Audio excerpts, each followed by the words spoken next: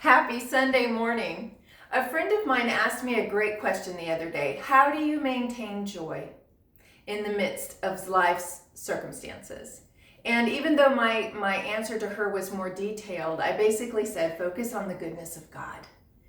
King David, wrote at the end of Psalm 23, he wrote, "Surely goodness and mercy will follow me all the days of my life, and I will dwell in the house of the Lord forever." When we truly focus on the fact that Jesus Christ made a way for us to be with the Father for all of eternity, to stand before a holy God that we didn't have access to before Jesus Christ gave us that access, that's enough of a reason to just focus on his goodness.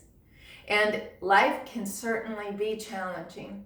This has been a challenging week for our family as we're walking with my father-in-law as he's transitioning into eternity. A year ago, we did this with my mother, and so here we are again.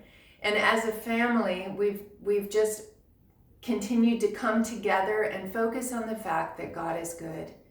On Wednesday, the last day that we were able to have conversation with my father-in-law, I call him Dad, the last day that we were able to have conversation with Dad, I texted him that morning and I sent him a picture of his great grandbaby, and I told him, I'm sending you a song that I want you to listen to, and it was Goodness of God.